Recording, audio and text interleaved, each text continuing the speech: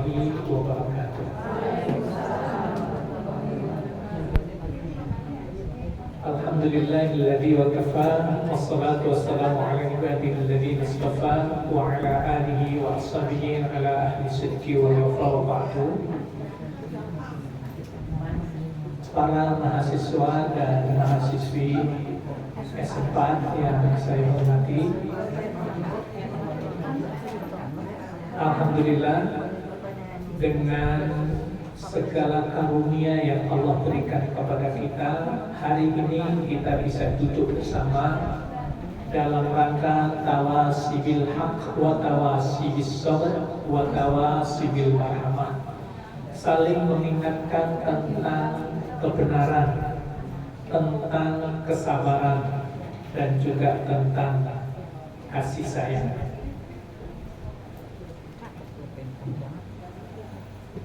Bapak Ibu,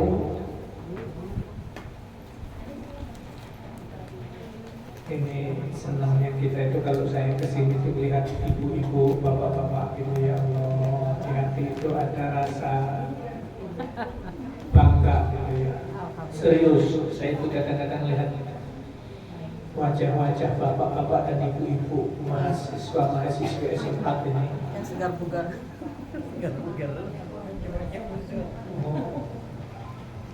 Wajahnya wajah-wajah yang usia 20 tahun.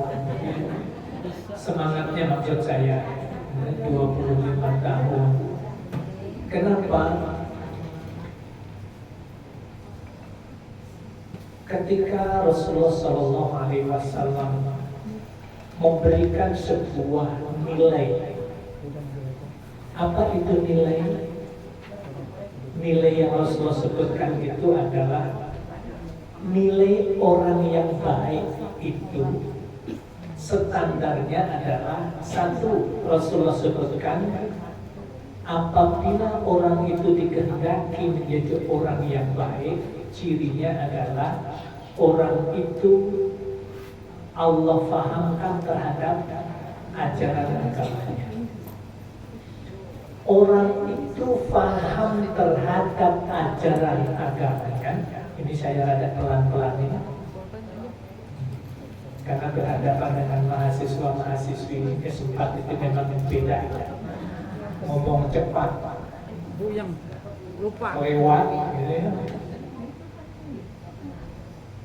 Nah, saya coba pelan-pelan kan.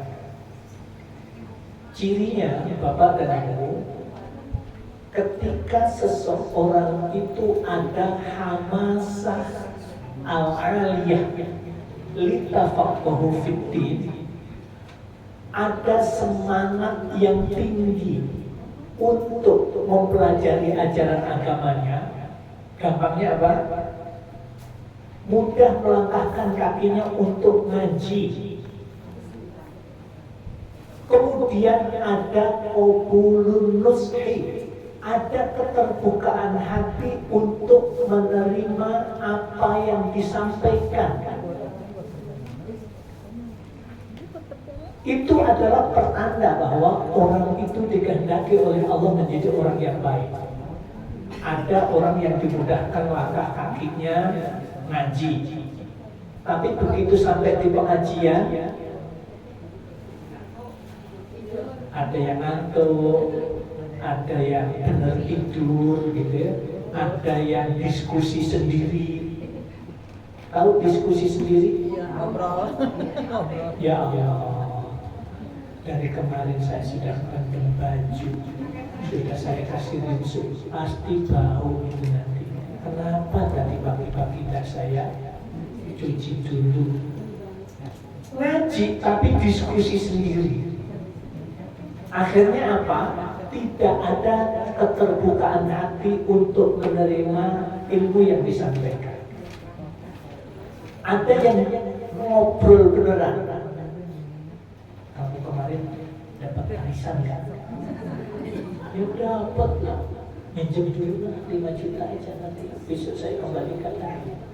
Terus ini sebenarnya dalam rangka ta'awun gitu ya, saling meringankan, saling kerjasama. Tapi suasana ngaji gitu ya.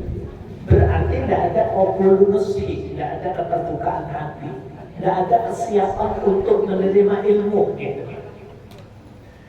Tentang yang ini Bapak dan Ibu sudah saya sampaikan bahwa standar yang kedua, apabila kita mengkaji, mempelajari Al-Quran, itu pertanda bahwa orang itu dikehendaki oleh Allah menjadi orang yang baik. Khairukum man ta'allama al-Qur'ana wa 'allamahu. Sebaik-baik kalian. Ini adalah sebutan tata nilai. Tata nilai dalam Islam, orang itu bernilai orang yang terbaik apabila orang itu mempelajari Al-Quran, baik mempelajari bacanya, memperbaiki bacanya, memahami isinya,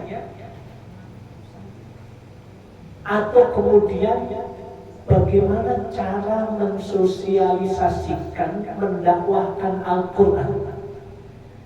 Ketika rangkaian ini dipelajari, ya walaupun kita mungkin hari ini materi kita adalah coba kita lebih mendalami sebenarnya karena surat Al-Fatihah sudah kita bahas. Cuman saya ingin mengenalkan oleh-oleh satu dari Istanbul, Turki. Oleh-oleh saya pada pertemuan ulama Qiraat internasional di Turki, di Istanbul, kemudian berlanjut 5 hari yang lalu di Malaysia. Saya ketemu dengan, memang diundang kehadiran saya ke sana, diundang sama Profesor Dr. Ahmad Isa Al-Maksarawi. Tapi alhamdulillah akhirnya ketemu juga dengan guru-guru saya yang lain. Ada Dr. Sami dari Yordania. Orang ini masih keturunan dari sahabat Utsman bin Affan. Beliau tinggal di Yordan, menjadi ulama besar, ulama qiraat di Yordania. Kemudian yang ketiga ada Profesor Dr. At-Tufail dari Maroko. Beliau juga seorang ulama besar. Kemudian yang ketiga bertemu dengan Menteri Agama Malaysia. Kita ada diskusi, ada musabaqah tilawatil Quran, hafalan Quran antar bangsa. Nah, ketemulah di situ ada beberapa hal yang kita lanjut untuk pertemuan. Baik, ini nanti salah satu ilmu yang saya dapatkan oleh, kalau Bu Syarifah kemarin pesan sampaikan saja oleh-oleh dari Malaysia. Ini nanti oleh-oleh dari Malaysianya saya sampaikan. Yang pertama, Ibu-ibu, ini masih mukadimah kan Mas ya? Mukadimahnya seperempat jam. Baik, saya teruskan sedikit mukadimahnya biar lebih yakin Bapak-bapak dan Ibu-ibu bahwa nilai bahwa sebaik-baik kalian adalah orang yang belajar Al-Quran. Ta'allama, ini sudah 2 kali ini saya sampaikan. Ta'allama itu adalah orang yang fokus, hadir, fokus, menyiapkan seluruh indranya, matanya, penglihatannya, pendengarannya, perasaannya, hadir untuk merekam, untuk menangkap, untuk mendapatkan apa yang disampaikan dalam kajian. Kemudian orang yang seperti ini pasti kemudian dia akan mampu menyampaikan kepada yang lain dengan baik. Makanya kalimatnya ta'allamal Qur'an wa 'allamahu. Jadi kalau dia hadir, duduk, serius, memanfaatkan seluruh inderanya, pendengarannya, penglihatannya, pikirannya, hatinya, kemudian merekam betul apa yang disampaikan itu, baru kemudian di saat kesempatan yang lain ada peluang menyampaikan, mengajarkan kepada yang lain. Walaupun bentuknya, ibu-ibu semuanya, mengajarkan itu tidak harus kita berhadapan satu dengan yang lain. Tapi ketika kita mengamalkan apa yang kita kaji, kemudian orang lain itu melihat kebaikan yang sedang kita lakukan itu, maka hakikatnya apa yang kita lakukan itu mendakwai orang itu, dengan bahasa lain disebut ad-da'wah bil-hal. Kita sedang mengajarkan nilai-nilai Al-Quran kepada yang lain dengan melakukan, mengamalkan apa yang sudah kita ngaji. Maka hakikatnya setiap kita melakukan kebaikan, hakikatnya kita sudah mengajarkan Al-Quran itu kepada orang lain. Kan kita kadang-kadang enak ya Ustaz itu ilmunya ada, bisa menyampaikan kepada orang, bisa mengajarkan kepada orang. Kalau saya selama ini kan ikut ngaji doang, kemudian saya tidak bisa mengajarkan kepada orang lain, karena orang lain juga tidak percaya sama saya kalau saya ajari. Tapi ibu, itu adalah cara pandang yang kemudian oh ternyata kurang pas. Akhirnya kita harus kembalikan. Kalaulah kita tidak mengajari orang itu secara langsung, tapi kita melakukan kebaikan, nilai-nilai apa yang kita ngaji, kemudian kita lakukan, orang lain itu melihat apa yang kita lakukan, hakikatnya kita sudah mengajarkan nilai itu kepadanya. Begitu. Apalagi subhanallah, saya kalau ngikutin ibu-ibu, bapak-bapak mahasiswa-mahasiswa S4 yang ada di sini gitu. Kalau urusan infak sampai hari ini, alhamdulillah ibu-ibu, bapak-bapak di sini jalan. Ingat-ingat ibu, soal nilai, soal lain, soal nilai yang kita infakkan bukan nilai 1.500.000 atau 100.000. Tapi ketika ibu ikut infak dari infak dari pedalaman ya, salah satunya infak dari pedalaman, ibu pagi-pagi sudah daftar duluan, masuk nomor 1, infaknya cuma 2.000, bukan 5.000, cuma 2.000, karena mampu kita itu kita transfer. Mungkin di kepala orang kadang-kadang ya 2.000 infak. Kalau rezeki kita hari itu adanya itu, kemudian berikutnya ada yang nyusul nomor 2, 50.000. Walaupun 50.000, Bapak dan Ibu, yang pertama tadi yang 2.000 tadi, dia juga sudah mendapatkan nilai pahala dari 2.000 yang dia infakkan dan 50.000 dari orang yang kedua tadi. Kenapa? Orang yang kedua itu mengikuti. Berikutnya begitu. Jadi kalau di-share itu, ibu tidak usah berpikir saya duitnya cuma sedikit, kan malu kalau sedikit, nanti nunggu banyak. Kebetulan banyak, dapat 10 juta, mau infak 100.000, kita mikir lagi. Ya kalau saya infak 100.000 nanti namanya nggak 10 juta lagi. Nantilah nunggu kalau sudah 20 juta. Kemudian Allah takdirkan lain kali dapat 20 juta. Mau infak 1 juta, mikir lagi. Akhirnya nggak jadi seumur hidup. Baik. Jadi saya bagaimana respon bapak-bapak dan ibu-ibu dalam konteks itu, saya lebih menyebutkan bahwa apa yang bapak ibu lakukan semuanya, ngajinya, mencoba mengamalkan ilmunya, itu sebenarnya Bapak Ibu sedang meniti jalan menuju husnul khotimah. Poinnya itu. Nggak sampai mikir mati gitu. Kalau mati kayaknya kita sudah gimana gitu. Soal itu sementara wa biyadillah urusan Gusti Allah. Baik, Bapak dan Ibu, kita masuk sekarang, masuk materi.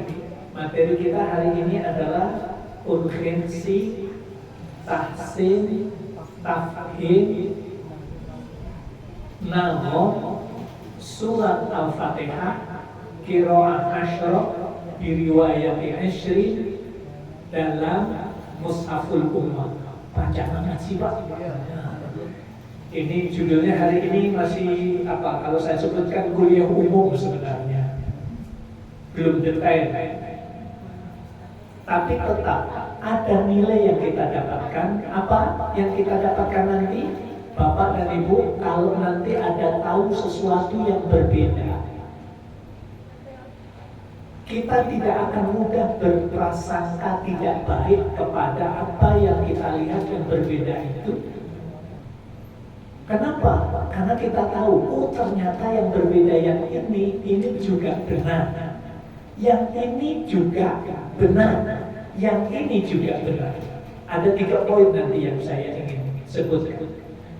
Jadi yang pertama ini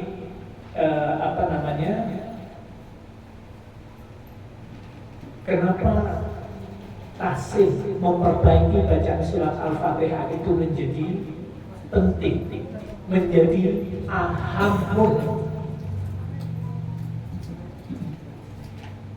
menjadi sesuatu yang urgen. Yang pertama, surat Al-Fatihah adalah rukun bacaan di dalam sholat. Kata Rasulullah, la sholata liman lam yaqra bi Fatihatil Kitab.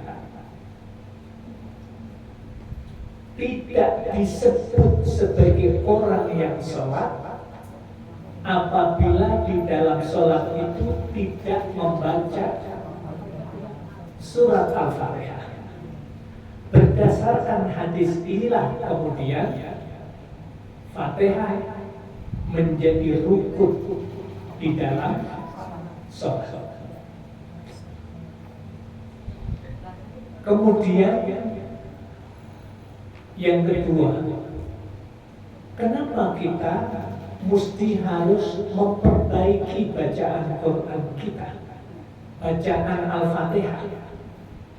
Karena surat Al-Fatihah itu bagian dari Al-Quran dan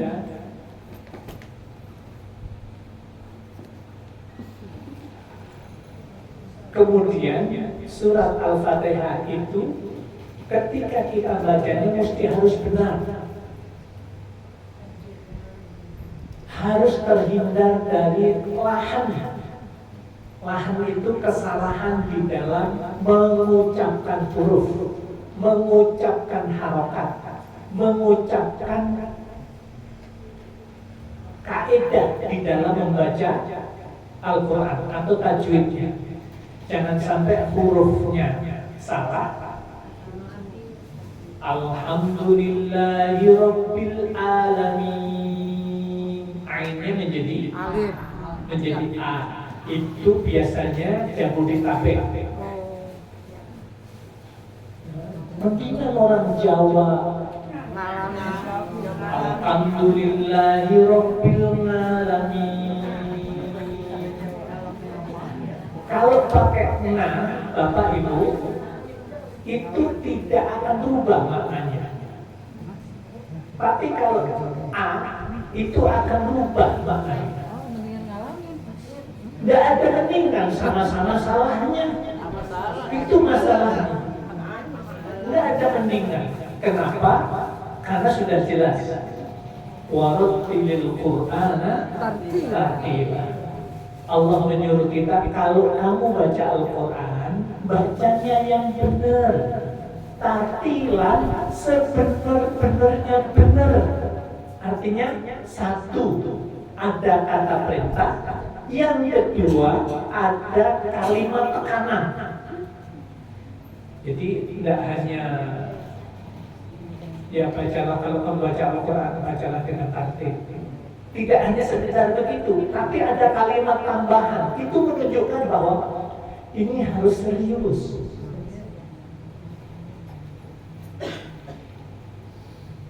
Jadi kenapa kita harus tahsin? Karena agar terhindar dari kesalahan membunyikan hurufnya, baik makhorijul huruf atau sifatul hurufnya. Yang kedua, agar kita terhindar dari salah pengucapan harokat.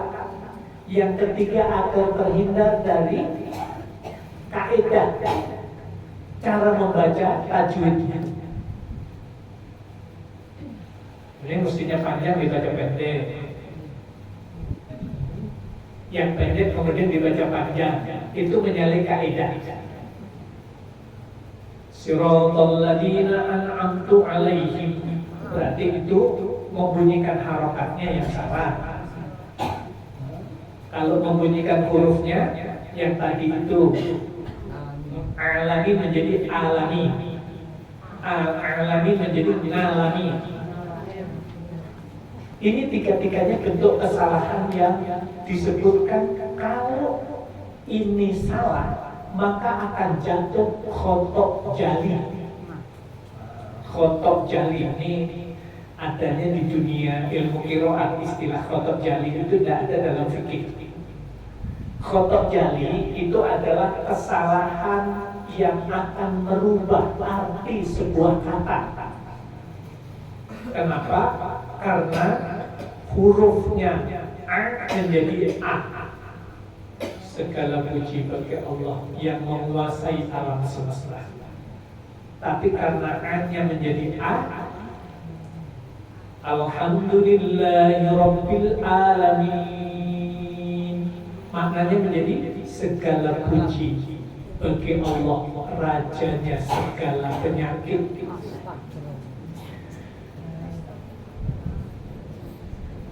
Kita semuanya, dan disebutkan khotok jali, kesalahan besar itu adalah kesalahan yang satu merubah makna, yang kedua semua orang rata-rata tahu. Yang tidak pakai, tidak pinter-pinter banget tentang tajwid, dia tahu itu bunyinya kok alami. Itu kan walaupun orangnya bunyi A-nya juga belum benar, tapi tahu itu salah. Siratal ladzina an'amtu 'alaihim, orang tahu itu salah harokatnya. Iyyaka na'budu wa iyyaka nasta'in. Kedengaran kan kita? Oh, bunyinya aneh. Kenapa? Karena ada yang salah. Orang awam pun tahu. Itu yang kemudian disebut khotok jali, kesalahan besar. Kalau khotok khafi, jadi kenapa kita tahsin tilawah, memperbaiki bacaan surat Al-Fatihah? Yang pertama tadi apa? Agar kita terhindar dari kesalahan. Kedua, agar apa yang kedua? Halo? Urutannya tadi apa? Agar terhindar dari lahan kesalahan. Satu, kesalahan besar. Yang kedua, kesalahan ringan, khotok khafi. Kesalahan ringan itu adalah kesalahan yang tidak merubah arti, dan yang tahu itu hanya orang-orang tertentu saja. Contoh nih, tolong lihat saya ya. Ihdinas siratal mustaqim, ihdinas siratal mustaqim. Yang salah apanya Bu, kira-kira coba perhatikan. ihdinas siratal mustaqim. Apanya yang salah? Hah?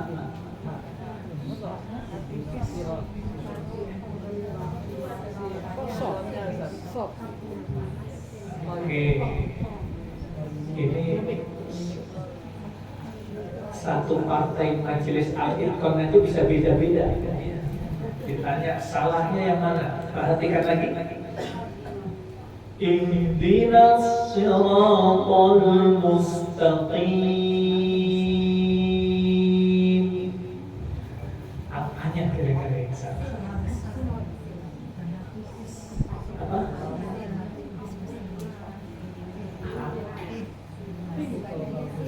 Apanya yang di? Oke. Apa perlu yang lain coba? Baik. Apa Pak kira-kira yang salah apa?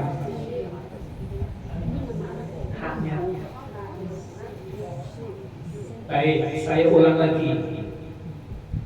Ihdinas siratal mustaqim. Tambah bingung. Ini yang baca ustadznya mau nyalain dan berani gitu ya. Tapi ini fair aja kan. Apa yang salah? Kepanjangan ya, kepanjangan apanya Bu? Oke, baik, saya jelasin deh. Ini di nas si ol mus ta li, cuma satu yang salah. Ihdinas siratal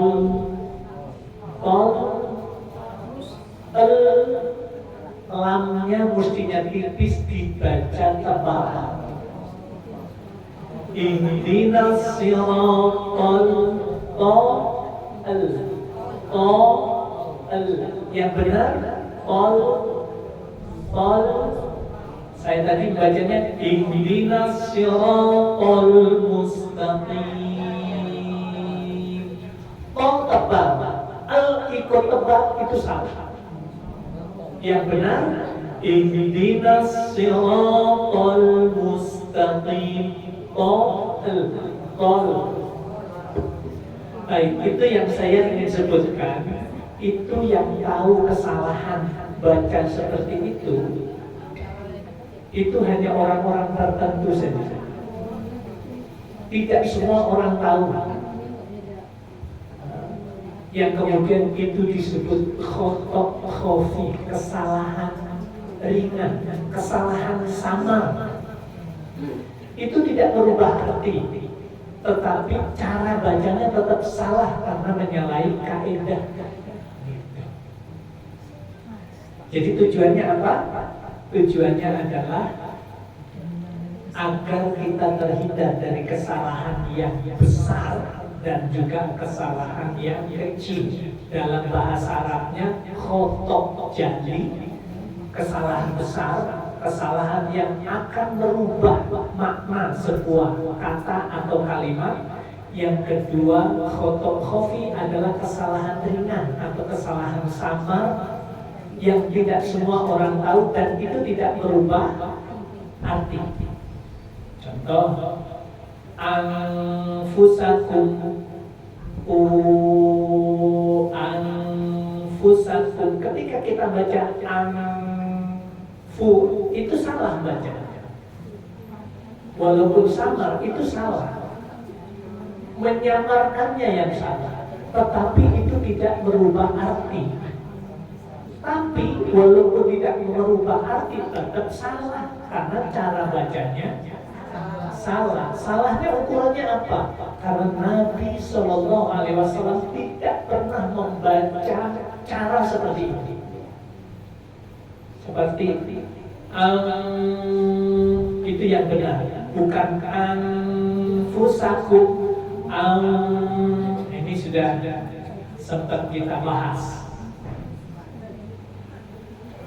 Baik, ada dua alasan itu ya yang paling besar agar kita terhindar dari bentuk kesalahan besar, kesalahan kecil. Tapi poin yang paling penting adalah karena Allah memerintahkan kepada kita kalau baca Al-Quran itu yang tertib, yang benar. Ada kalau mau ditambahkan satu lagi, Allah sangat mencintai kepada orang yang membaca Al-Quran dengan tertib. Kalau kita membaca dengan tertib, Allah sangat mencintai. Kalau kita bacanya tidak tertib, Allah cinta juga, tapi nggak pakai sangat. Innallaha, kata Nabi, innallaha yuhibbu ayyuqra al-Quran kama unzil. Sungguhnya Allah mencintai, sangat mencintai kepada orang yang membaca Al-Quran, bacanya itu sebagaimana ayat itu diturunkan. Ayat itu diturunkan disebutkan warattalnahu tartila. Aku telah turunkan Al-Quran itu, aku telah bacakan Quran itu dengan bacaan yang tertib. Maka oleh karena itu kalau kamu baca Quran, baca yang tertib, itu perintah. Jadi kalau kita membaca dengan tertib, Allah sangat mencintai. Kalau kita bacanya tidak tertib, Allah tetap cinta, tapi tidak pakai sangat. Kita tinggal pilih sekarang. Pilih dicintai oleh Allah dengan cinta yang sangat, atau dicintai oleh Allah cintanya biasa-biasa saja. Sangat itu ya, karena kita sudah semangat ngaji sekian tahun. Itu subhanallah. Saya Musyarifah ini kalau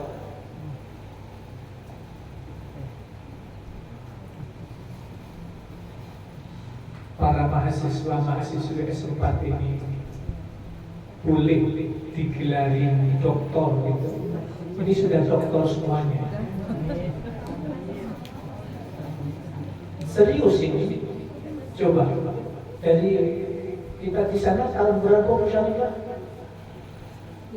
Di pasar minggu. Pasar minggu di Ibu. Mulai 98. 98 coba. Subhanallah. Ngaji kita dari tahun 98 dari mulai di tempat pasar minggu sana sampai berapa tahun coba? Sampai sekarang 26 tahun coba. Ambil doktor itu cuma 3 tahun. Ya Allah. Ada kisah Ibu. Ada seorang dokter ambil kuliah 4 tahun. Apa yang diteliti? Yang dikaji, yang diteliti itu adalah kumis udang sebelah kiri. Jadi dia punya akuarium, semuanya isinya udang. Kemudian makanan udang itu apa dikasih, kemudian diteliti setiap hari. Sekali waktu menyelam di laut, itu orang kelautan, menyelam di laut, meneliti tentang udang itu. Yang diteliti cuma kumisnya sebelah kiri. Apa sih fungsinya kumis udang sebelah kiri? Akhirnya dituangkanlah dalam karya tulisnya, jadi disertasi, kemudian diuji, lulus menjadi doktor yang kemudian disebutkan dokter kumis udang sebelah kiri. Itu sisi lain jadi bahan ketawaan, tetapi dia meneliti, dia tahu fungsinya apa itu. Apalagi ini Bapak Ibu ini sudah 26 tahun. Guru-gurunya senior udah pada meninggal semua. Halo. Karena kalau saya sebut senior di sini yang kelihatan Ustadz Farid. Ustadz Farid itu seangkatan dengan Allah Yarham Ustadz Muzayyid, Ustadz Syuhada. Tapi alhamdulillah beliau masih. Selebihnya muda semuanya kan di sini ya. An-Nuri muridnya Ustaz Syuhada, muridnya Ustaz Farid juga. Ustaz Teten satu kelas dengan saya. Ustaz Teten itu kuliahnya D2-nya satu kelas, S3-nya juga satu kelas. Baik. Jadi ada berapa pun jadinya? Ada 4 ya poinnya ya. Kenapa kita mesti harus tahsin? Kemudian ini masalahnya yang paling mendasar yang jadi alasan itu yang pernah saya ungkapkan. Kita membaca surat Al-Fatihah sehari semalam berapa kali? 17 kali. Ditambah surat rawatib 34 kali sehari semalam. Belum sholat syuruk, belum sholat duha, belum sholat hajat, belum sholat tahiyatul masjid atau yang lain. 34 kali 360 berapa? Ya, guru matematik di sini cepat biasanya. 34 kali 360 12.220 kali selama 1 tahun kali 10 setahun gitu ya. Kali setahun. 12.000 apa berapa tadi? 12.240 kali 10. Ya udah 122.000. Subhanallah. Dalam 1 tahun Bapak Ibu 120.000 kali, belum ditambah sholat yang lain, sholat id, sholat duha, sholat syuruk, sholat malam, sholat malam. Tapi ibu-ibu, bapak-bapak semuanya, sekian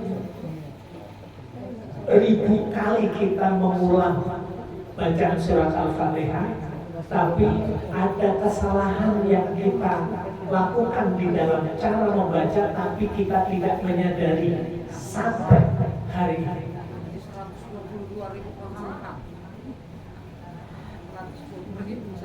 Kali sejumlah kesalahan.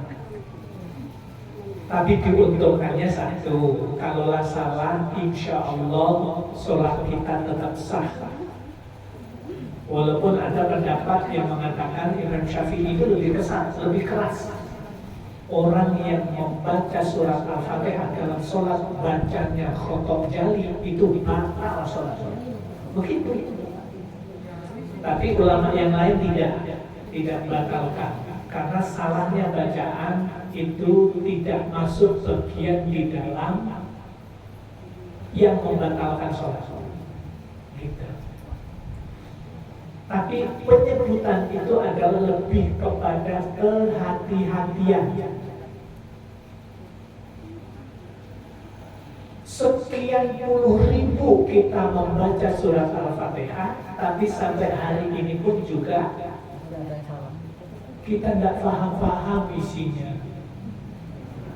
Hanya sebagian kecil kita di antara kita yang ketika baca Allahu Akbar, doa kita, kemudian masuk basmalah, Bismillahirrahmanirrahim. Sampai di situ kita sudah masih bisa dengan menyebut nama Allah yang Maha Pengasih lagi Maha Penyayang. Alhamdulillahirabbil alamin. Segala puji bagi Allah yang menguasai alam semesta. Ar-Rahmanir-Rahim. Masih bisa sampai di situ. Tapi kalimat berikutnya sampai kemudian kita tahiyat. Halo? Siapa yang hari ini mau diuji doktornya, maju ke depan satu-satu, menerjemahkan bacaan sholat dari awal sampai akhir. Sebenarnya gampang aja Bu ya. Ujian doktoral kita di sini gampang aja. 26 tahun ngaji, Ini pentingnya tafhim, memahami arti atau makna yang terkandung dalam surat Al-Fatihah.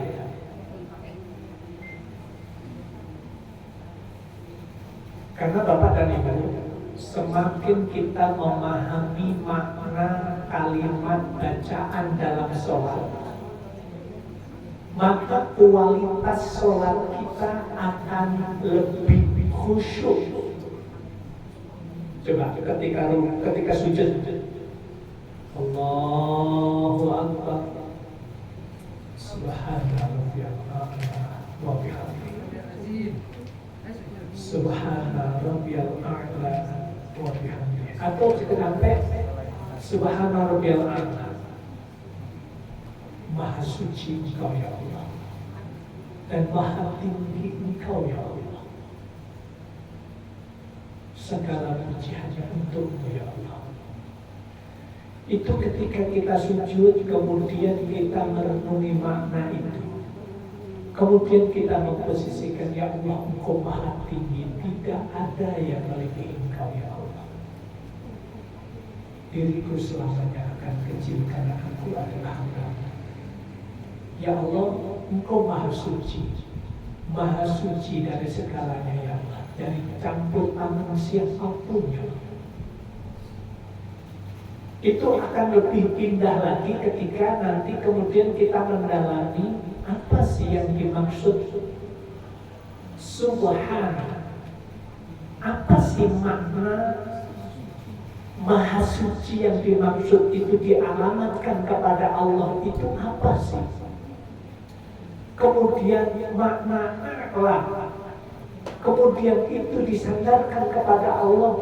Apa sih makna yang terkandung di dalamnya? Subhanallah, Bapak dan Ibu, saya mengikuti kajian. Kalau Ustaz Muzayyin Abdul Wahab Allah yarham membahas tentang hal-hal kalimat-kalimat begitu, subhanallah, terasa itu indahnya, kedalaman maknanya. Kalau bahasa lain balaghah, sampai memahami sastra bahasa makna kalimat itu apa sih?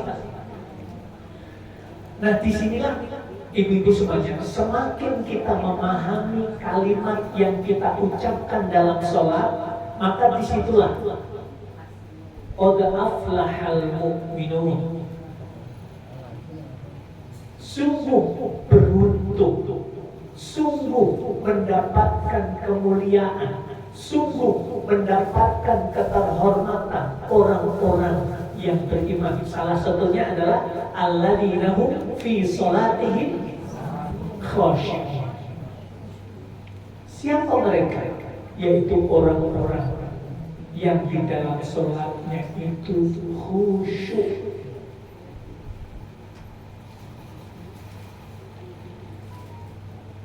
Coba kita cek nanti kualitas sholat kita itu khusyuk enggak sih? Itu kita langsung kelihatan.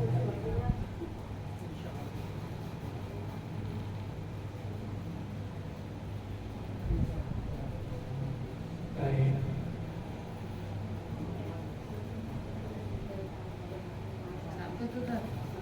Ini pertemuan dengan ulama-ulama 38 negara di Istanbul, Turki. Ketua penelitiannya Erdogan, adiknya maksudnya. Sampai kanan saya adiknya Erdogan.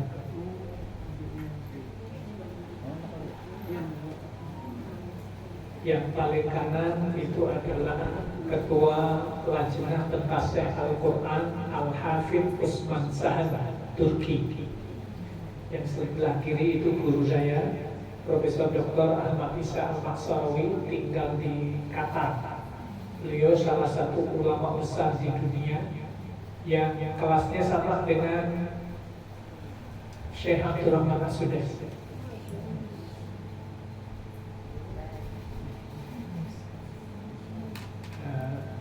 Pagi subuh jalan-jalan di Masjid Hagia Sophia. Kemudian alhamdulillah ternyata kalau jalan-jalannya sama adiknya presiden itu juga masuknya itu tidak usah pakai daftar, langsung masuk. nggak pakai ngantri. Sementara yang lain itu harus ngantri itu, beli tiketnya itu ya, kita masuk aja. Karena memang kalau disebut saya cuma nebeng doang gitu ya, nebeng sama masyayikh yang lain. Ini masjid di bawah Masjid Muhammad Sultan Al-Fatih itu ada ruangan khusus. Itu adalah ruangan Sultan Muhammad Al-Fatih kalau bertemu dengan orang-orang tertentu. Itu adalah ruangan rahasia di bawah tanah. Alhamdulillah saya sempat diajak masuk di sini, dan kemudian kursinya itu lengkap sekali masih ada. Itu kursi pertemuan Sultan Muhammad Al-Fatih itu masih lengkap, ditutup pakai kain. Ini di bawah masjid, posisinya di bawah tanah. Jadi museum kan, Hagia Sophia ini masih jadi museum. Ya, sekarang sudah jadi masjid. Semenjak Erdogan buka itu sekarang untuk sholat berjamaah. Ini Ketua Majelis Ulama Turki.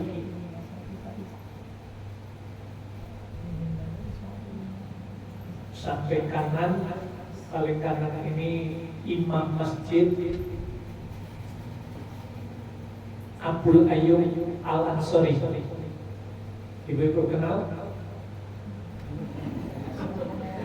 Enggak kenal. Ini sampai tur itu udah berapa kali?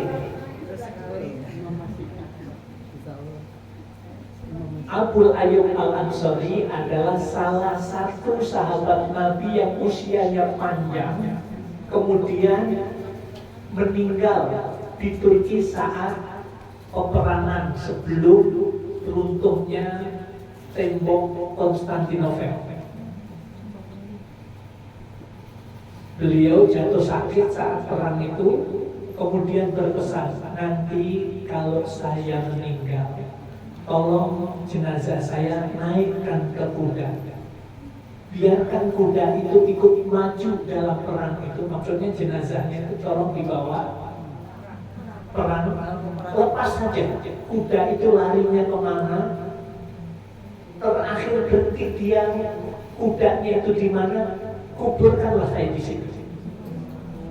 Akhirnya ternyata berhentinya di bawah tembok Konstantinopel. Akhirnya dikuburkanlah di situ. Pesan beliau apa sebelum wafat? Selain minta dikubur di tempat itu, beliau katakan, biarkan saya ingin mendengar gerak langkah kuda runtuhnya tembok Konstantinopel ini, yang dipimpin oleh manusia terbaik, pemimpin terbaik yang Rasulullah SAW sabdakan. Yang kemudian dilanjutkan Sultan Muhammad Al-Fatih lah yang meruntuhkan tembok Konstantinopel. Nah, ini masjidnya di samping kantor Majelis Ulama. Iya, ada makamnya di situ. Jadi di Turki itu asiknya, Bapak dan Ibu, kalau kita rekreasi ke sana, cerita tentang bagaimana heroiknya sejarah perjuangan sebuah peradaban yang sebelumnya menyembah Allah, kemudian menyembah selain Allah, kemudian menyembah kepada Allah, itu luar biasa. Titik sejarahnya itu semuanya itu akan bercerita dengan sendirinya. Karena masih utuh, nggak ada yang hilang-hilang. Baik, lanjut.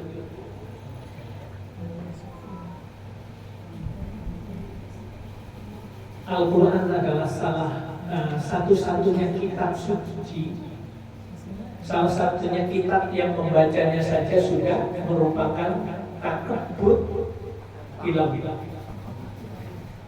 Al-Quran adalah satu-satunya kitab suci yang kalau kita membaca, kita dinilai hamba yang beribadah kepada Allah. Kemudian Allah menyuruh kepada kita, فَقَرَأُوا مَا تَيَسَّرَ مِنَ الْقُرْآنِ. Bacalah yang mudah bagimu dari Al-Quran. Perintahnya apa, Bu? Yang mudah. Pak, perintahnya apa? Kita disuruh membaca Al-Quran yang mudah menurut kita. Yang mudah menurut kita yang mana? Kulhu, Anas, Al-Falah, kemudian Al-Kausar. Kalau ada surat yang lebih pendek lagi dari surat Al-Kausar, itu yang akan kita pilih yang paling mudah. Makanya apa? Sholat kita sampai hari ini gak jauh-jauh dari itu. Kenapa? Karena yang mudah, Kulhu, Anas, Al-Falah, Al-Kausar, itu yang paling mudah.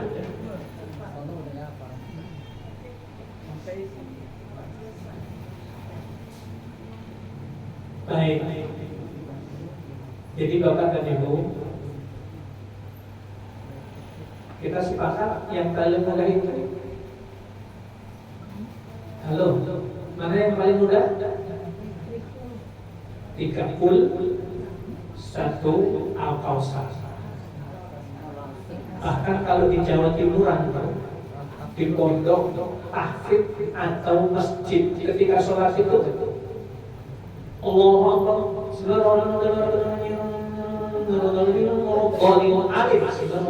Hamid, Allahu Akbar, Sallallahu Alaihi Wasallam, Allah, cuma Hamid doa. Kadang-kadang Walaqali, amin, Bismillahirrahmanirrahim, Nun, Allahu Akbar, cuma gitu doang. Yang di Blitar itu, yang sholat rakaat apa? Tarawih 21 rakaat, 7 menit. 7 menit selesai. Artinya apa? Ini sholat kayak apa? Kayak matok ayam atau kayak angkot ngejar setoran. Untuk salib-saliban imam sama makmum kadang bisa salib-saliban. Kenapa? Imamnya rada sepuh, maksudnya cepat, makmumnya mudah-mudah lebih cepat. Dan ini fakta sampai hari ini, Bu. Artinya sholat seperti itu tidak akan khusyuk sholatnya karena hanya ngejar formalitasnya saja. Nah, terus kemudian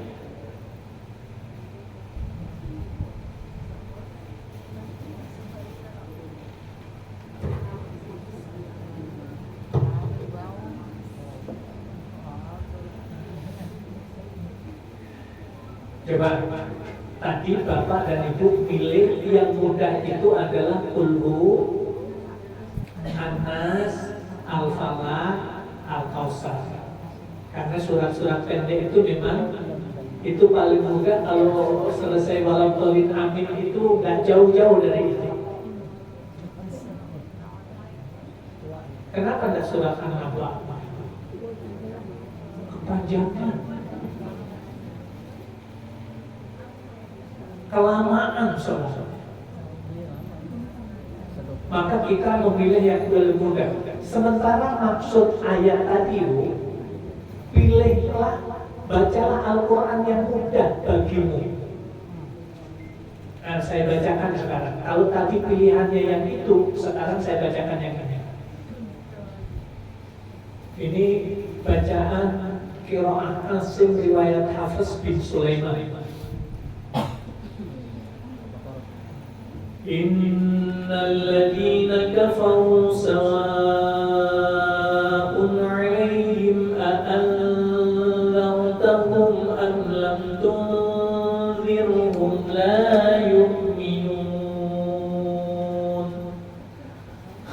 Khatamallahu ala qulubihim wa ala sam'ihim wa ala absarihim ghishawatun wa lahum 'adzabun 'adzim.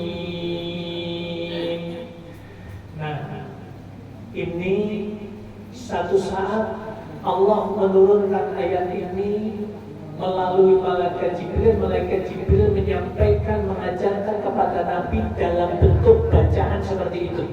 Yang kemudian bacaan itu kita kenal dengan qiraah Asim riwayat Hafiz. Kemudian lain kali malaikat Jibril disuruh oleh Allah untuk menyampaikan wahyu, ayat yang sama, surat yang sama kepada Nabi Muhammad. Yang kita kenali sekarang ini dengan istilah riwayat Warsh.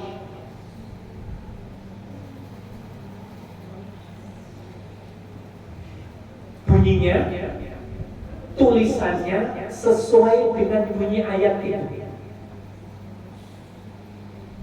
Innal ladzina kafaru sawa'un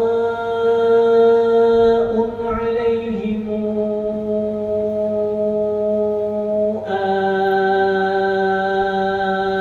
anzartahum am lam tunzirhum la yu'minun. Bukan la yu'minun tapi la yu'minun. Khatamallahu ala qulubihim wa ala sam'ihim wa ala absarihim ghishawah wa lahum 'adzabun 'adzim. Wa minan nasi man yaqulu amanna billahi wa bil yawmil akhir wa ma hum bimu'minin yukhadi'una Allah wal ladina amanu wa ma yukhadi'una illa anfusahum wa ma yash'urun fi qulubihim maradun fazadahum Allah marada wa lahum 'adzabun alimun bima kanu yukadzibun. Nah, pertanyaannya sekarang, Bapak dan Ibu, tadi ada bentuk bacaan riwayat Hafiz. Yang kedua ini riwayat Warsh. Pertanyaannya, ketika Allah menyuruh bacalah yang mudah bagimu dari Al-Quran, mana yang paling mudah? Yang depan kan? Yang satu apa yang kedua? Yang satu apa? Biasanya kenapa kita lebih mudah pakai yang ke satu? Karena kita memang biasanya belajarnya selama ini pakai nomor satu. Jadi mana yang paling mudah? Nomor satu. Nggak dulu lagi ya. Tadi jawabnya kita dulu Nas, Al-Falaq. Kenapa? Karena ternyata memang Bapak dan Ibu seluruh Indonesia itu pemahamannya sama. Bahwa yang mudah itu yang dimaksud ayat tadi itu ya Qul Huwallahu. Makanya dalam sholat yang dibaca nggak jauh-jauh dari gitu. Itu masalahnya. Sementara yang dimaksud yang paling mudah itu adalah kita disuruh memilih mana yang paling mudah di antara riwayat Hafiz, riwayat Walas, riwayat Qulub, riwayat Al-Kisai, riwayat Ad-Duri, riwayat Ibnu Katsir. Dari 20 riwayat itu mana yang paling mudah? Kita sudah memilih. Orang Indonesia 100% memakai bacaan riwayat Hafiz. Yang nomor satu tadi. Am lam tunzirhum la yu'minun. Bunyinya yu'minun. Kalau yang ini yu'minun, hamzahnya dibuang. Memang maknanya tidak berubah Pak, tidak. Begitu. Baik. Nah, berikutnya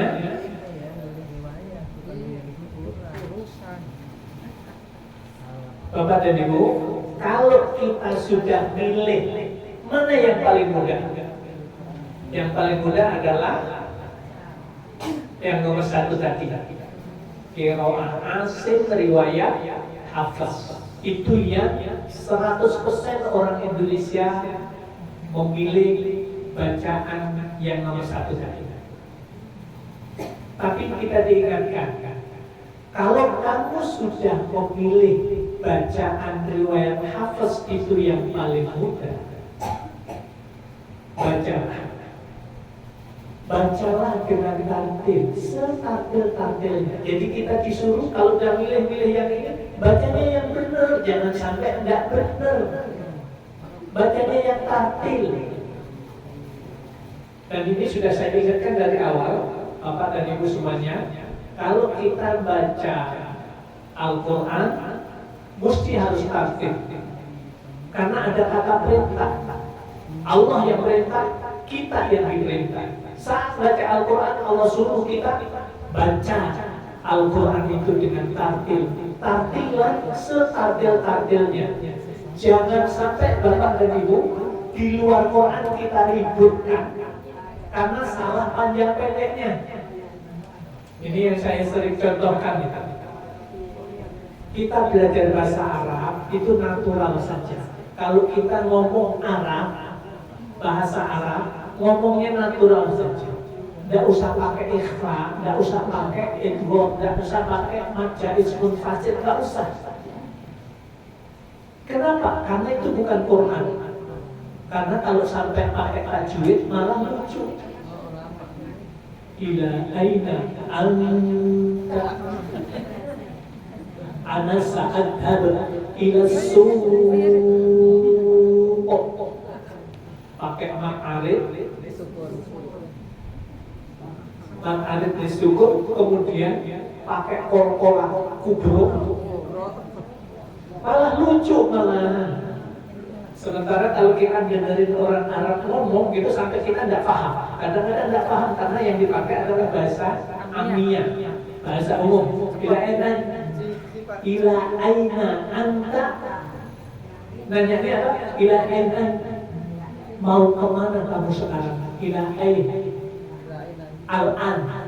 Dia nikah dengan an. Ila aina. Ayo. Baik. Nah, berikutnya ibu-ibu semuanya,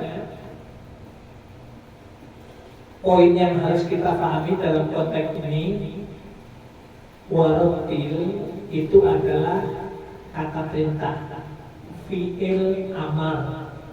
Karena itu kata perintah, ada yang perintah, ada yang diperintah, ada bentuk perintah, ada juga pelaksanaan perintah. Dan ini standar perintah itu begitu. Kalau di kantor, atasan memberi perintah kepada bawahan sesuai dengan job masing-masing, dikasih tugas, diperintahkan untuk menyelesaikan kerjaan.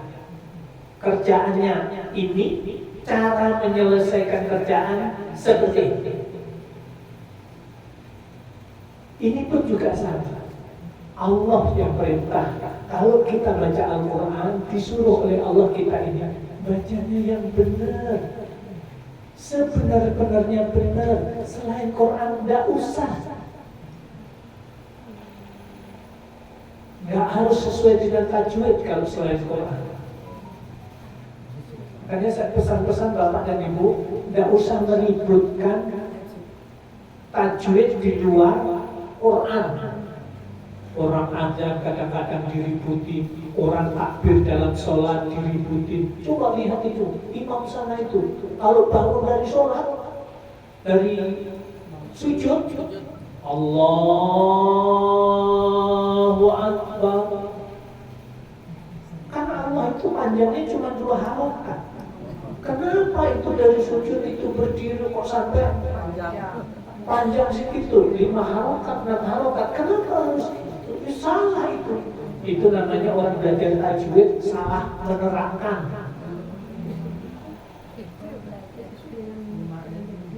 Coba, sampai hari ini Bapak dan Ibu siapa yang protes Bilalnya Masjidil Haram? Allahu Akbar, Allahu Akbar. Imamnya kan biasa aja. Allahu Akbar, Allahu Akbar. Sami Allahu liman hamidah. Rabbana walakal hamd. Rabbana kan cuma 2 panjang. Kenapa panjang banget? Karena tidak harus pakai tajwid. Karena itu bukan Quran. Azannya pun juga tidak akan jadi masalah sampai hari ini.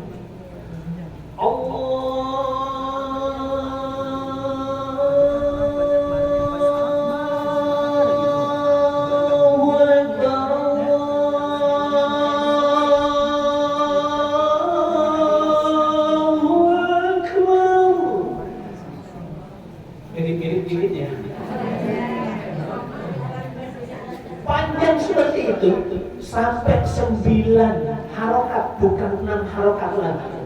Tapi ingat, karena itu bukan Quran, tidak usah ribut.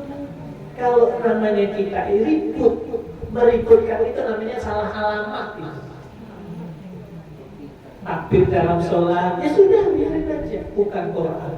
Atau ada orang mukadimah, Alhamdulillahi Rabbil Alamin, wassalatu wassalamu ala Rasulil Karim. Udah biarin aja.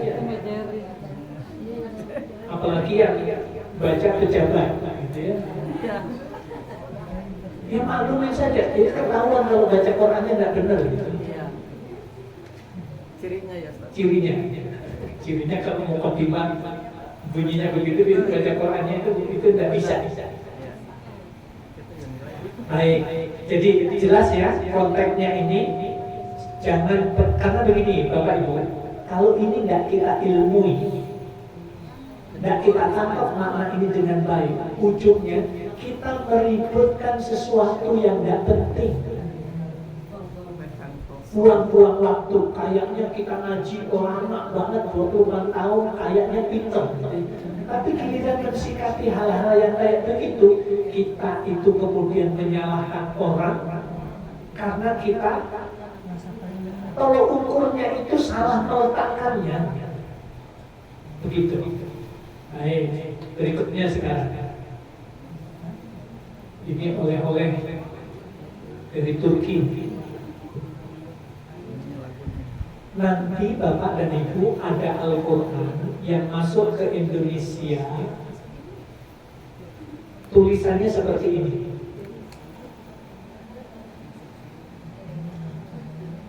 Ini bacaannya riwayat Khalaf an Hamzah dengan double masyariqah. Pertama saya ingin sampaikan, ingin ceritakan, ini oleh-oleh beneran. Di dunia ini Quran ditulis dengan 3 bentuk double.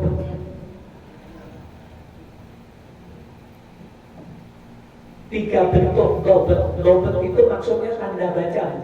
Titik, harokat, sukun, sidah, tanda panjang, itu namanya double. Kalau khot itu yang dimaksud adalah tulisan dasarnya.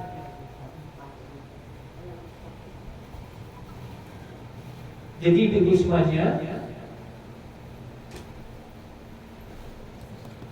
khot masyariqah itu adalah bentuk tulisan dan tanda bacanya itu banyak dipakai umumnya di Timur Tengah. Jadi kalau ibu pulang haji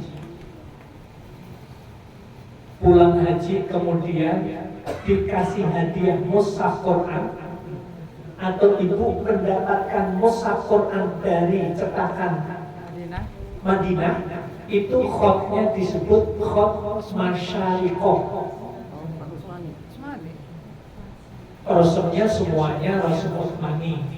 Oh, Rasulullah. Rasem itu kaidah tulisan dasarnya. Yang sebelumnya nggak ada titik, nggak ada harokat, nggak ada. Tanda-tanda. Begitu. Gundul. Sampai titiknya nggak ada. Ya juga. Buat tanda-tanda. Iya. Nah, titiknya semua tanda bacanya disebut dobel. Khotnya disebut khot masyariqoh. Kaedahnya disebut rasem Utsman. Contohnya nih Bu, saya kiri. Alhamdulillahi Rabbil Alamin. Al-Alami itu kalau kita nulis bahasa Arab, itu harus ada alifnya. Tapi kalau kita menulis Al-Quran, alifnya harus dibuang. Bahasa kita diganti dengan harokat berdiri. Harokat berdiri itu menunjukkan bahwa ada alif yang dibuang. Membuang alif itulah salah satunya yang disebut kaidah rasem. Yang disebut kaidah rasem Utsmani itu salah satunya kaidahnya menyebutkan membuang. Yang dibuang apa? Alifnya itu. Ihdinas sirat. Nah, sesudah ro itu aslinya alif diganti dengan harokat berdiri. Tapi kalau di Arab itu namanya hurufus shaghirah, huruf kecil. Jadi alif itu aslinya panjang, kemudian dikecilkan, ditaruh di situ. Pertanda bahwa di situ ada huruf yang dibuang, diganti dengan huruf kecil. Begitu. Baik. Kita baca ya. Bismillahirrahmanirrahim. 1, 2, 3. Bismillahirrahmanirrahim. Ini kita membaca dengan riwayat Khalaf an Hamzah. Gampangnya begini Bu, Nabi itu dulu diajari oleh malaikat Jibril saat membaca Al-Fatihah, membacanya seperti ini. Di lain kali diajari oleh malaikat Jibril membacanya seperti ini. Di lain kali malaikat Jibril datang lagi mengajari baca Fatihah, bacanya begini. Nah, begini itu gimana? Kita coba lihat ya. Nanti ke Ibu tirukan kalau ada yang berbeda, itu benar bacaan itu. Menurut riwayat yang lain, Nabi membacanya seperti ini. Sekali lagi ya. Bismillahirrahmanirrahim. 1, 2, 3. Bismillahirrahmanirrahim. Alhamdulillahi Rabbil Alamin.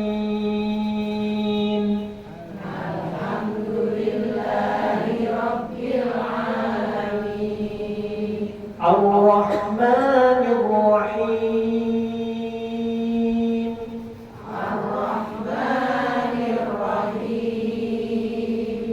Maliki Yawmiddin.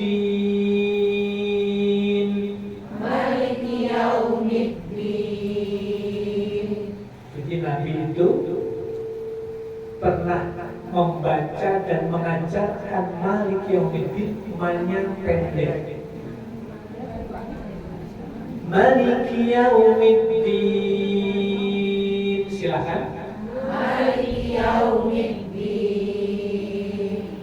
Iyyaka na'budu wa iyyaka nasta'in.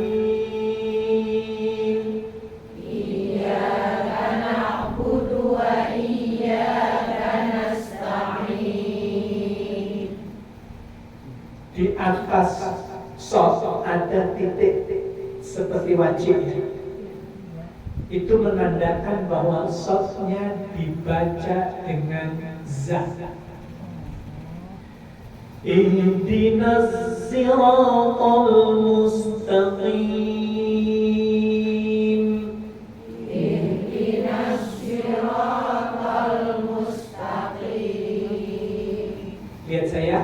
Ihdinas siratal nazzi. Ihdinas siratal mustaqim.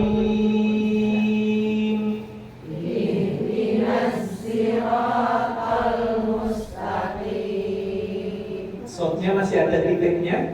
Berikutnya berarti masih dibaca dengan zi. Tidak boleh dengan si, tidak boleh dengan si. Dengan za. Tulisannya tetap shot. Siratal ladzina an'amta 'alaihum. 1, 2, 3. Siratal ladzina an'amta 'alaihum ghairil maghdubi 'alaihim waladdallin.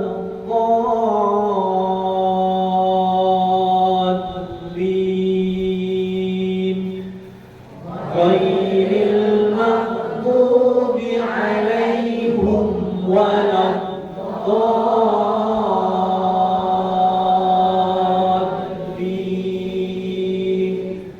Baik, paling tidak begini dulu. Saya tidak ingin bapak-bapak ibu-ibu di sini menguasai betul tentang ini, kemudian sholat, ngimamin sholat pakai ini, daripada diributkan sama jamaah. Ya. Kalau saya ngimamin sholat pakai ini, saya akan umumkan dulu, bapak ibu jamaah semuanya. Nanti saya akan membaca surat Al-Fatihah dan surat sesudah surat Al-Fatihah pakai riwayat Khalaf An Asim, di situ dengan An Hamzah. Bacaan ini pernah dibaca oleh Nabi dengan cara membaca seperti itu. Yang kedua, saya nanti akan melakukan sujud tilawah. Selesai baca ayat, saya langsung sujud, ikuti saja. Karena kalau tidak diumumin dulu, ketika ada yang berbeda, apa yang ada di kepala jamaah? Oh, ini kayaknya aliran sesat, kelompok radikal itu seperti ini. Ujungnya begitu. Sementara ilmunya belum nyampe. Nah, paling tidak untuk ibu-ibu semuanya dan bapak-bapak, kalau nanti ada bacaan seperti ini, imamnya ngumumin dulu, terus baca seperti ini, imamnya pendek. Shotnya menjadi za, alaihim menjadi alaihum. Kita akan tahu ini juga benar. Akhirnya apa Pak? Kita terhindar dari prasangka buruk. Begitu ya? Bisa dipahami sampai di sini? Baik. Ini pentingnya kita sekedar tahu nggak apa-apa. Oh, ternyata ini benar. Halo? Kan sampai hari ini masih ada yang ribut soal yang begini sama yang begini kan? Begitu. Kenapa? Karena nggak ngaji dua-duanya. Akhirnya ilmu tidak nyampe kepada dia, tahunya yang dari dulu dipraktekkan ini, dipelajari ini, ya udah itu pokoknya. Ketika baca Maliki Yaumiddin, ini gimana sih? Maksudnya panjang kok pendek sih? Baik, lanjut.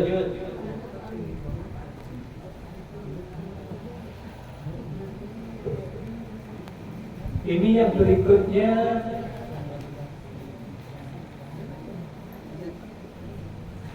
Nah, Nanti ada Quran yang tulisannya begini Bu. Ribetnya. Karena ini sudah masuk Indonesia ya, mulai masuk di Indonesia. Jadi kita harus paham, harus tahu. Kayaknya harus ya. Sin. Maaf saya minum dulu. Iya.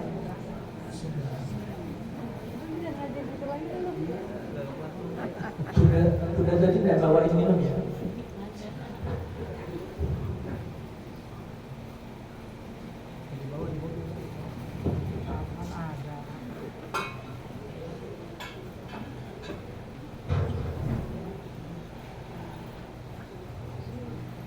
Baik, saya bacakan saja biar Bapak dan Ibu sekedar tahu bahwa ini benar.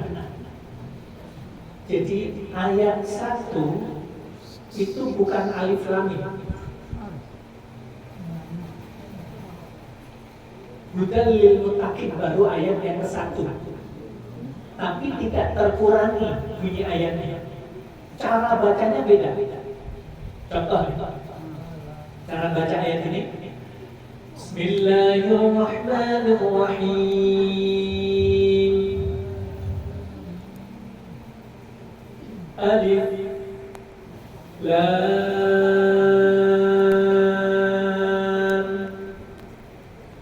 Mim.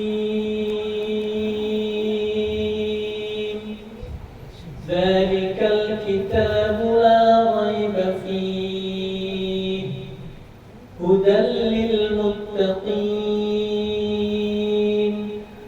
alladzina yu'minuna bil ghaibi wa yuqimuna as-salata wa mimma razaqnahum yunfiqun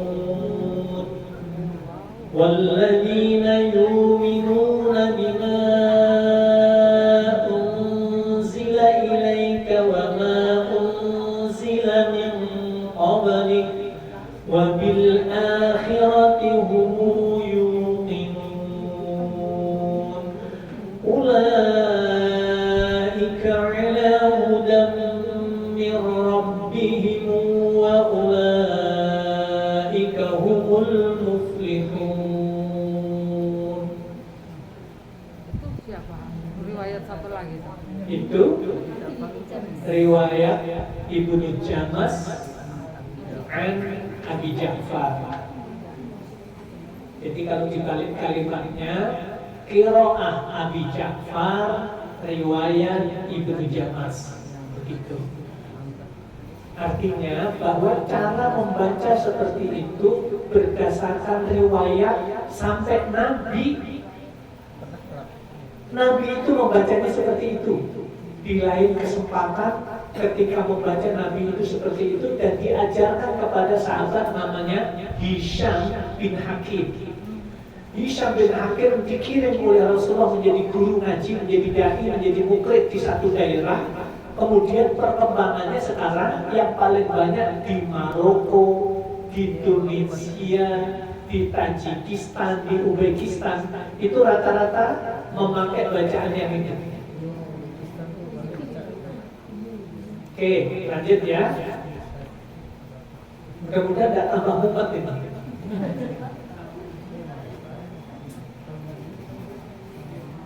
Riwayat Qalun.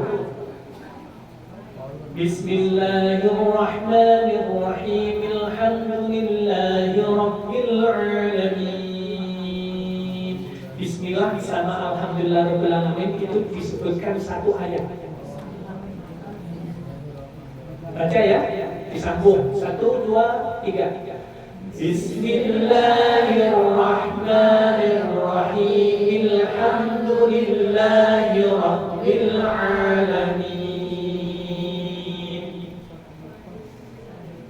Ar-Rahmanir-Rahim.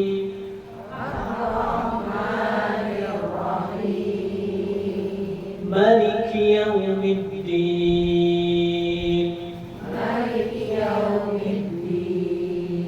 Iyyaka na'budu wa iyyaka nasta'in.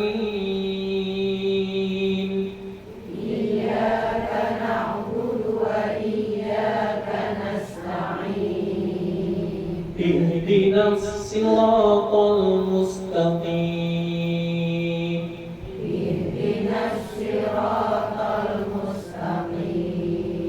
Siratal ladzina an'amta 'alaihim.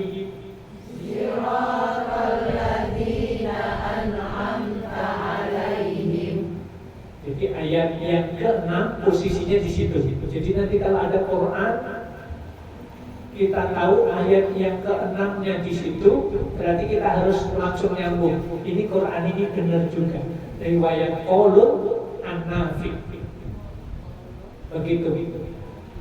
Jangan langsung menyalahkan, apalagi memviralkan di video, Bapak Ibu, inilah Quran yang sesat dan menyesatkan yang diproduk oleh Israel untuk merusak orang Islam di dunia ini sudah mulai masuk di Indonesia. Videonya kemudian diviralkan. Ini sudah 7 tahun yang lalu. 7 tahun yang lalu itu diviralkan video itu. Sampai kemudian saya sempat 2 kali siaran langsung di TV menjelaskan tentang Quran ini. Quran ini benar. Quran ini riwayatnya adalah riwayat Qaulun An-Nafi, riwayat Khalaf An-Hamzah, dan kemudian ditulis tulisannya dengan khot maghribah, khot maghribi. Yang tadi khot masyariqah yang pertama yang dipakai oleh tulisan Quran yang dipakai oleh negara-negara Timur Tengah. Kalau khot maghribi itu adalah bentuk tulisan khas yang ditulis oleh negara Maroko dan sekitarnya. Bisa ditangkap sampai di sini? Masya Allah. Baik. Ini coba perhatikan baik-baik Ibu. Ini ilmu mahal ini. Alif Lam Mim tidak masuk ayat 1, tapi nyambung dengan Alif Lam Mim dzalikal kitabul la raiba fihi, nyambung. Khotnya pakai khot maghribi. Coba Ibu perhatikan baik-baik. Dzalikal kitabul la raiba fihi. Fa titiknya 1 di bawah. Ya. Kalau qaf titiknya 1 di atas. Lil muttaqin titiknya 1 di atas. Yang ketiga, nun enggak ada titiknya. Ya, lil muttaqina, na-nya enggak ada titiknya. Alladzina, na juga enggak ada titiknya. Itu bukan salah cetak, tapi memang bentuk tulisan yang dipakai adalah memakai khot maghribi. Nah, ini tambah ilmu kan Bapak Ibu itu semuanya. Jadi nanti khot maghribi itu apa sih? Bentuk tulisan Quran yang dipakai untuk standar Quran Maroko, Tajikistan, Uzbekistan, negara Tunisia, dan bacanya pun pakai riwayat selain hafaz. Contoh berikutnya, ayat yang keduanya ya. Alladzina yu'minuna bil ghaibi wa yuqimuna as-salata wa mimma razaqnahum yunfiqun. Walladzina yu'minuna bima unzila ilaika wa ma unzila min qablik wa bil akhirati hum yuqinun. Ulaika tulisannya seperti itu.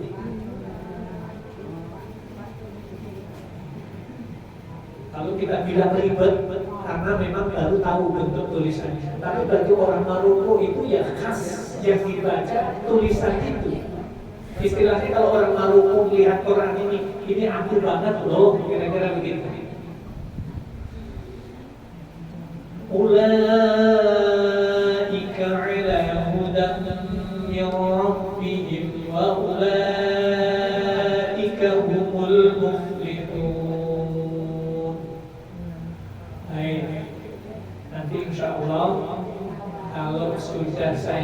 kiriman Bapak Ibu di sini nanti baru kita bagikan. Saya diminta untuk jadi koordinator untuk sosialisasi Mushaful Ummah dari Turki saat itu untuk negara Indonesia. Baik, terakhir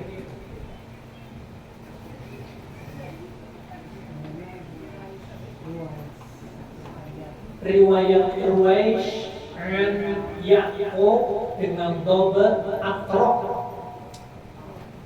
Masyariqah, bentuk tulisan yang dipakai oleh negara-negara Timur Tengah. Maghribah, bentuk tulisan Quran yang dipakai di negara Maroko dan sekitarnya. Kemudian Atrok itu Turki. Model tulisan Atrok atau Turki itu yang dipakai oleh negara-negara Asia. Jadi khas tulisan Quran Turki, Indonesia, Malaysia, kemudian India itu sama. Nanti yang membedakan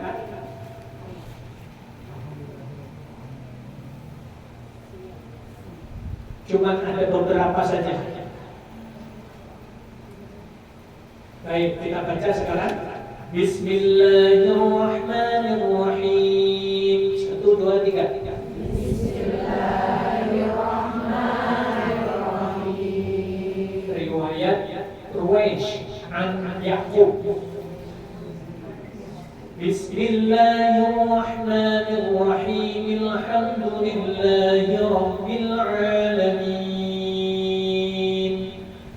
Bismillahirrahmanirrahim. Alhamdulillahi rabbil alamin. Ayat yang ke-1. Ar-Rahmanir-Rahim. Ar-Rahmanir-Rahim. Maliki yaumiddin. Maliki yaumiddin. Iyyaka na'budu wa iyyaka nasta'in. Iyyaka na'budu wa iyyaka nasta'in. Kemudian ihdinas itu pakai sin. Kalau yang satu biasanya kita pakai shod, ihdinas. Cara yang kedua tadi pakai za, ihdinas. Cara yang ketiga menurut riwayat Ruwaish itu pakai sin. Tulisannya tetap shod, di atas shod ada sin. Itu menunjukkan cara bacanya menurut riwayat Ruwaish pakai sin. Ihdinas siratal mustaqim. Ihdinas siratal mustaqim. Siratal ladzina an'amta 'alaihim. Siratal ladzina an'amta 'alaihim. Ghairil maghdubi 'alaihim waladdallin.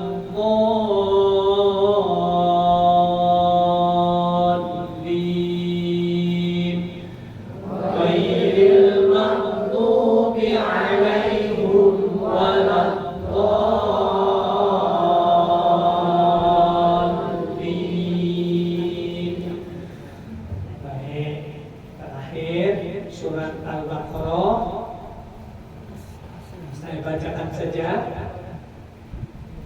Ini sama persis dengan apa yang kita baca. Tidak ada masalah yang ini. Bismillahirrahmanirrahim. Alif Lam Mim. Dzalikal kitabu la raiba fihi. Hudan lil muttaqin. Atau kalau kita lihat titik 3 itu berhenti salah satu, boleh berhenti di fi, boleh berhenti di roi, boleh berhenti di fi. Dzalikal kitabu la raib. Kalau kita berhenti di situ, kalimat berikutnya disambung. Fihi hudal lil muttaqin alladzina yu'minuna bil ghaibi wa yuqimuna as-salata wa mimma razaqnahum yunfiqun.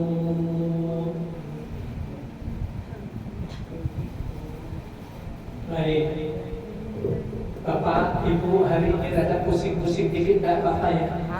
Yang tadi itu gimana? Yang sudah dijelasin gimana? Yang penting ibu-ibu pernah mendengarkan, pernah tahu yang ini benar, yang ini juga benar, yang ini juga benar. Sehingga kita akan terhindar dari prasangka buruk kepada sesuatu yang berbeda dengan kita. Begitu ya? Nah, itu yang saya bisa sampaikan dalam kesempatan ini. Mudah-mudahan ada manfaatnya. Nanti selengkapnya minjem Bu.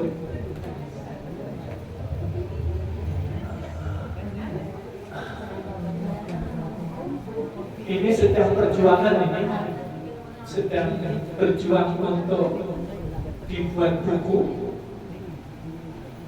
panduan tafsir, tafhim dan nakoh surat Al-Fatihah. Nanti untuk tafhimnya nanti pertemuan berikutnya insya Allah. Buku ini masih dalam perjuangan sudah 2 tahun. Ini baru daminya.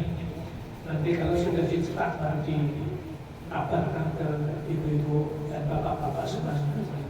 Ini masih minta kata pengantar ke Prof. Didi Nafifuddin, kemudian Prof. Asin Saku Muhammad. Malah yang dari Katarnya sudah dapat kemarin. Ini sudah. Kurang lebih nanti gambarannya seperti ini. Kalau enteng buku ini lumayan besar.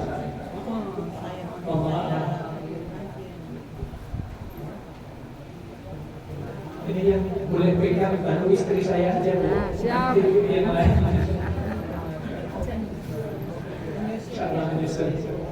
Kurang dan lebihnya mohon maaf Bapak dan Ibu semuanya. Mudah-mudahan menjadi ilmu yang manfaat untuk kita semuanya. Subhanallah wa bihamdika asyhadu an la ilaha illa anta astaghfiruka wa atubu ilaik. Assalamualaikum warahmatullahi wabarakatuh.